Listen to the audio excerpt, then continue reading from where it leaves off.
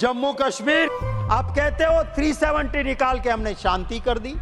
आज वहां जवान भी शहीद हो रहा है, आज सिविलियन भी वहां मर रहे हैं। सिर्फ जम्मू कश्मीर की जमीन नहीं, वहां के लोगों का जमीर भी हमें जीतना होगा। जम्मू कश्मीर वो हमारी जान है। आपने 10 साल में क्या किया वो तो बताइए। Shri Shakti Singh Goyal, Shri Shakti Singh Goyal, your 9 minutes. धन्यवाद सभापति महोदय। मैं आर्टिकल 114 के तहत पार्लियामेंट का जो फाइनेंशियल कंट्रोल रहता है सरकार के ऊपर, ये उसी का नतीजा है कि अप्रोप्रिएशन बिल लेके सरकार यहाँ पे आई। मैं ज़रूर ये बात कहूँगा कि जब फाइनेंशियल कंट्रोल है इस पार्लियामेंट का, इस सरकार के ऊपर, तो कुछ बातें आपके ज़रिए सरकार को कहना चाहता हूँ। ये देश कृषि प्रधान देश है, उद्योग प्रधान देश नहीं है। आप जरूर बढ़ाइए, इंडस्ट्रीज को आगे बढ़ाइए, मैं इसका विरोधी नहीं हूं, पर आपकी प्रायोरिटी कृषि होनी चाहिए। आप जीएसटी उन किसानों के उस ट्रैक्टर पे, उन बीज पे, उन दवाई पे, उन साधनों पे लगाते हो, और दूसरी ओर आप प्लेटिनम पे कस्टम कम करते हो। प्लेटिनम पहनने वाले कितने लोग हैं? आप प्लास्टिक पे कस्टम बढ़ाते हो। अरे प्लास्टिक हर घर में हर हिंदुस्तानी यूज करता है। प्लेटिनम यूज करने वाले आपके चंद दोस्त हो सकते हैं, आम हिंदुस्तानी नहीं हो सकता है। मैं कहना चाहता हूं कि इस देश में हम रोजगार की चिंता करते हैं। मैंने सरकार को आगाह किया था कि सिंथेटिक डायमंड आ रहा है। गुजरात के उस सूरत में डायमंड पॉलिशिंग हो रही है। कितने युवाओं को रोजगार मिलता है। आप अगर चाइना के ऊपर कंट्रोल नहीं करोगे, आप सिंथेटिक डायमंड के ऊपर कंट्रोल नहीं रखोगे, वो बेरोजगार होगा। सूरत में डायमंड पॉलिशिंग करने वाला आज सुसाइड करने में मजबूर हो रहा है। सावन के महीने में वहां पे कारखाने बंद हो रहे हैं। सरकार की नीतियों की वजह से ये सब कुछ हो रहा है। नीतियों पे मैं चर्चा करता हूं क्योंकि मैं मेरी मर्यादा जानता हूं एप्रोप्रिएशन बिल पे बोलने की।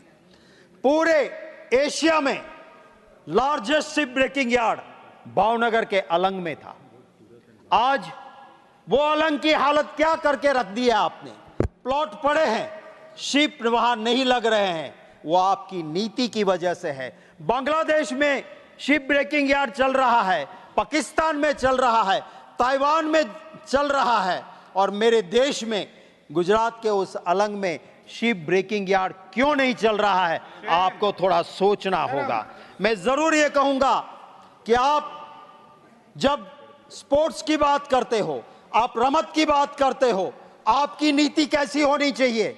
आज पूरा देश फक्र के साथ सिर ऊंचा रखता है कि जिसको कोई नहीं हरा सकता था, उसको मेरे एक हिंदुस्तान की बेटी ने, विनेश फोगाट ने वहां पे जीत के दिया मेडल। आज उसकी हालत आपने क्या की थी? आपकी क्या नीति थी? वो बेटी जब न्याय मांग रही थी, पुरुष उसको घिसड़ के ले जा रहे थे। क्या ये आपकी नीतियां हैं रमत के लिए? मैं ये कहना चाहता हूं सभापति महोदय, जम्मू कश्मीर वो हमारी जान है। देश की आजादी के बाद वो जवाहरलाल नेहरू जी थे, वो सरदार वल्लभ भाई पटेल थे, जिन्होंने जम्मू कश्मीर को हमारे देश के साथ जोड़ के रखा। ये अटल बिहारी वाजपेयी जी को भी मैं याद करूंगा। वो अटल बिहारी वाजपेयी जी थे जिन्होंने कहा कि सिर्फ जम्मू कश्मीर की जमीन नहीं, वहां के लोगों का जमीर भी हमें जीतना होगा। वहां के लोगों के दिलों को जीतना होगा। आपने क्या कर दिया? उसका स्ट्रेट मिटा दिया आपने। आप कहते हो 370 निकाल के हमने शांति कर दी। कौन सी शांति की है? आज वहां जवान भी शहीद हो रहा है, आज सिविलियन भी वहां मर रहे हैं, और सबसे ज्यादा ये दिक्कतें जम्मू एंड कश्मीर में आ रही है। मैं वित्त मंत्री का जरूर आदर करता हूं। ये विदेश मंत्री जी भी यहां पर बैठे हैं, जहां तक मेरी जानकारी है, दोनों ही, जिसकी मैं बहुत इज्जत करता हूं, ऐसी जवाहरलाल नेहरू यूनिवर्सिटी जेएनयू के पास आउट है, जिसको कुछ लोग गुंडों का अड्डा कहते हैं, मैं उनका सम्मान करता हूं कि वो JNU. This will not go on record. Continue. That is deleted. जी, Continue. मैं ये भी कहना चाहता हूं कि आपका क्या काम होना चाहिए। ये देश जब आजाद हुआ, अंग्रेजों ने जितना जहर डालना था डाल के गए थे, भाषा के नाम पे, प्रांत के नाम पे, मजहब के नाम पे।